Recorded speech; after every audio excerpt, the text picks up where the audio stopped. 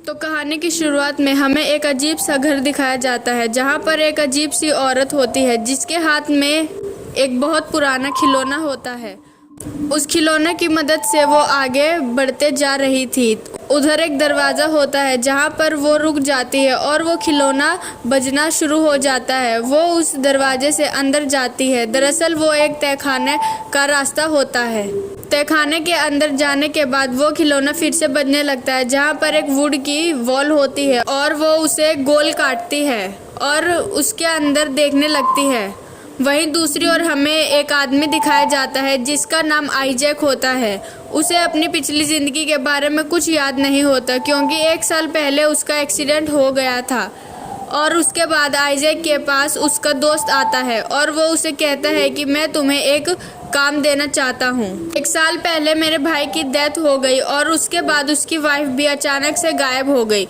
वो कहता है कि मेरे पास एक नीज है जिसका तुम्हें ध्यान रखना पड़ेगा और मैं तुम्हें पैसे भी दूंगा। आइजैक वो काम के लिए मान जाता है और सोचता है कि ध्यान रखना कोई मुश्किल काम नहीं है। अब वो उसे उस जगह ले जाता है जहाँ पर उसकी नीज रहती है। अब उसका जो घर होता है वो समुद्र के बीच में होता है। आइजैक मना कर देता है कि मुझे तैरना नहीं आता, मैं ये काम नहीं कर सकता।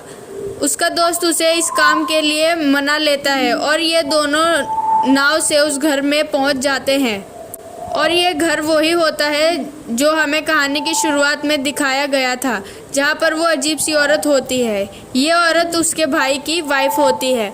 आइजैक का फ्रेंड उसे एक जैकेट देता है जिसमें हुक लगा होता है जिससे जंजीर बांध सकते हैं। वो कहता है कि तुम बिल्कुल भी मेरी नीज ओल्गा के कमरे में मत जाना। वो बताता है कि इसकी मॉम की दिमागी हालत ठीक नहीं थी और न इसकी है। वो आइजैक को जैकेट पहना देता है। उसमें जंजीर बंदी होती है जो ओल्गा तक नहीं पहुंच सकती और वो किसी को भी देखकर डर जाती है, इसलिए वो अपनी आंखें बंद कर देती है। आइजैक का दोस्त उधर से चला जाता है और वो अब अकेला होता है। वहाँ पर एक डॉग होता है जिसे वो बिस्किट देता है। वो चेयर पर बैठा होता है और पीछे से उसकी जंजीर को कोई खींचता है और उसे लगता है कि ओल्गा ऐसा करती है। वो ओल्गा के कमरे तक जाता है। वो देखता है कि ओल्गा एक कोने में अपनी आंख बंद करके बैठी होती है। वो अंदर नहीं जा पाता क्योंकि जंजीर उतनी लंबी नहीं होती और वो उस जैकेट को नहीं खोल सकता क्योंकि उस पर बहुत सारे लॉक लगे होते हैं। फिर वो रात को सो रहा होता है, तब एक पेंटिंग उल्टी गिर जाती है और अपने आप सीधी हो जाती है। पहले इस तस्वीर में जो लड़की होती है उसकी आंखें छोटी होती है और फिर बड़ी हो जाती है और फिर उसे समझ आ जाता है कि इस घर में कुछ तो अजीब ज़रूर है। फिर वो पूरे घर को चेक करने लगता है। तभी उसके सामने ओल्गा आ जाती है। उसके हाथ में क्रॉसबो होता है जिससे किसी इंसान और जानवर को मार सकते हैं। ओल्गा बताती है कि मेरी मॉम की दिमागी हालत बिल्कुल ठीक नहीं थी और जो जैकेट तुमने पहनी हुई है वो मेरी मॉम मेरे डैड को पहनाती थी और एक दिन वो गायब हो गई। मेरे डैड को लगा कि वो नीचे तहखाने में है और वो उन्हें ढूंढने गए। उसके बाद मेरे डैड की सिर्फ चीखें सुनाई। उसके बाद आइजैक को लगता है कि इस घर में ज़रूर कोई बुरी आत्मा है जो ये सब कर रही है। आइजैक को वो खिलौना दिखता है और वो खिलौना बजने लग जाता है और उस खिलौने की नज़र उस तहखाने के दरवाजे पर होती है। वो उस खिलौने को उठाता है और तहखाने में चला जाता है।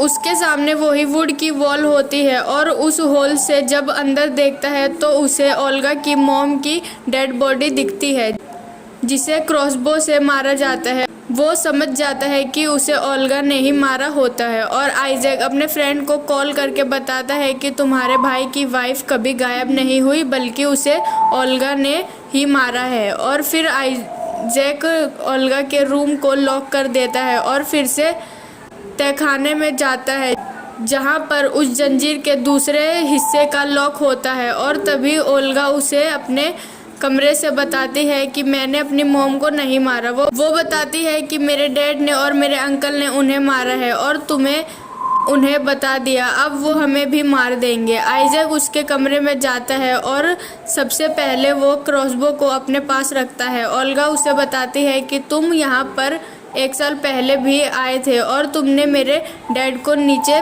तहखाने में बंद कर दिया था। वो उसकी बातों पर भरोसा नहीं करता क्योंकि उसके फ्रेंड ने उसे बताया था कि ओल्गा की दिमागी हालत ठीक नहीं है। और आइजैक फिर से अपने दोस्त को कॉल करके बताता है कि ओल्गा अजीब सी बातें कर रही है। ओल्गा के अंकल उसे बताते हैं कि तुम्हारे मॉम डैड के साथ जो भी हुआ है आइजैक ने ही करा है। आइजैक ओल्गा को बोलता है कि अगर तुम्हें ऐसा लग रहा है कि तुम्हारे मॉम डैड को मैंने मारा है तो तुम पुलिस को कॉल कर लो, लेकिन ओल्गा ऐसा नहीं करती।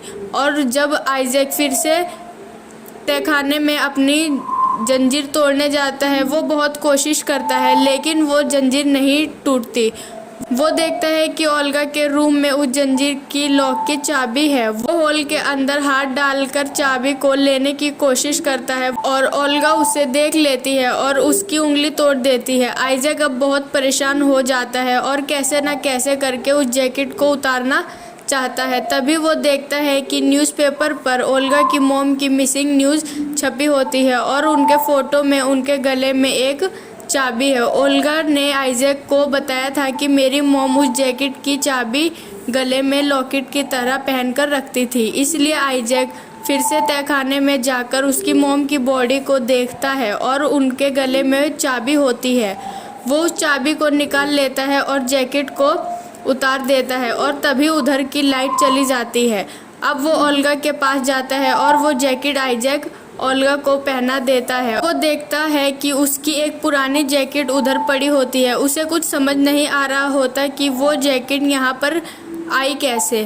फिर उसे वो जैकेट देखकर अपने पास्ट की कुछ याद आती है। उसे याद आता है कि उसका फ्रेंड ओल्गा के फादर को मारने के लिए कहता है और तभी ओल्गा चुपके से क्रॉसबो ले लेती है और आइजैक को जख्मी कर देती है।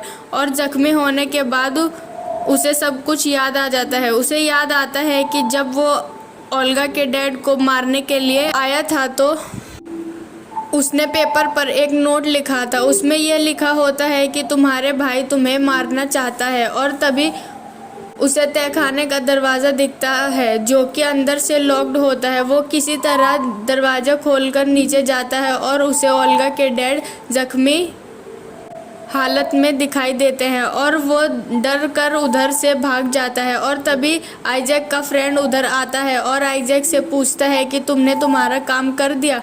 आइजैक बताता है कि मैंने तुम्हारे भाई को पूरे घर में ढूंढा पर वो नहीं मिला और आइजैक उधर से चला जाता है। आइजैक के फ्रेंड को आइजैक का नोट मिल जाता है जो उसने ओल्गा के फादर के लिए लिखा था और रात को वो आइजैक के घर जाकर उसे बालकनी से नीचे गिरा देता है, जिसकी वजह से आइजैक की याददाश्त चली गई थी। अब उसे सब कुछ याद आ जाता है और वो उधर से बाहर जाने की कोशिश करता है। तभी अचानक से ओल्गा की मॉम की आत्मा उसके सामने आ जाती है और वो डर जाता है।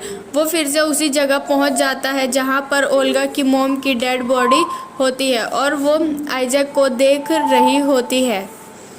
आइजैक उन्हें अपनी कैप उतार कर पहना देता है लेकिन उस कैप में भी होल हो जाता है। और तभी आइजैक का दोस्त उधर आ जाता है। वो ओल्गा से पूछता है कि आइजैक कहाँ है। ओल्गा बताती है कि मैंने उन्हें कमरे में बंद कर दिया, लेकिन वो देख लेता है कि आइजैक उसी जगह है जहाँ पर ओल्गा की मॉम की डेड बॉडी होती है। वो उस वुड की वॉल को काटने की कोशिश करता है और तभी ओल्गा उन्हें भी क्रॉसबो से जख्मी कर देती है और तहखाने का दरवाज़ा बंद कर देती है। और अब आइजैक और उसका दोस्त तहखाने में बंद हो जाते हैं। उसका दोस्त उसे अपने पास बुलाता है ताकि वो उसे मार दे। तभी आइजैक बाहर के स्पीकर से बोलता है कि मैं बाहर हूँ और ये सुनकर हैरान हो जाता है कि अगर आइजैक बाहर है तो कौन इस वुड की वॉल को काट रहा है। तभी वो वॉल कट जाती है और उधर से ओल्गा की मॉम की आत्मा बाहर आती है। दरअसल वो आइजैक के फ्रेंड को मारना चाहती है। इसके बाद हमें आइजैक के दोस्त की सिर्फ चीखें सुनाई देती है और आइजैक बाहर आ जाता है। दरअसल ओल्गा के डैड और उनके भाई गलत काम करते थे और ये बात ओल्गा की मॉम को पता चल गई, इसलिए वो उन्हें जैकेट पहनाकर जंजीर से बांध कर रखती थी। वो उन्हें ये काम करने से रोकती भी है लेकिन फिर भी वो ये काम करना चाहते थे, इसलिए उन दोनों भाइयों ने मिलकर ओल्गा की मॉम को मार दिया और उनकी बॉडी को तहखाने में रख दिया और उनकी झूठी मिसिंग खबर छपवा दी। और हमें कहानी की शुरुआत में ओल्गा की मॉम दिखाई गई थी। वो की आत्मा थी और ओल्गा के डैड को भी ओल्गा की मॉम की आत्मा ने ही मारा था। पर ये बात आइजैक के फ्रेंड को नहीं पता थी, इसलिए उसने ओल्गा के डैड को मारने के लिए आइजैक को बोला, लेकिन उसने ऐसा नहीं करा। यहाँ पर वो खिलौना जो बार बार ड्रम बजाता था, ऐसा ओल्गा की मॉम कराती थी ताकि लोगों को उसकी डेड बॉडी मिल जाए और उसकी आत्मा को शांति मिल जाए। और इसी के साथ ये कहानी यहीं पर ख़त्म हो जाती है। अगर वीडियो पसंद आई तो लाइक, कमेंट, शेयर ज़रूर करें और चैनल को सब्सक्राइब करें। Thank you for watching.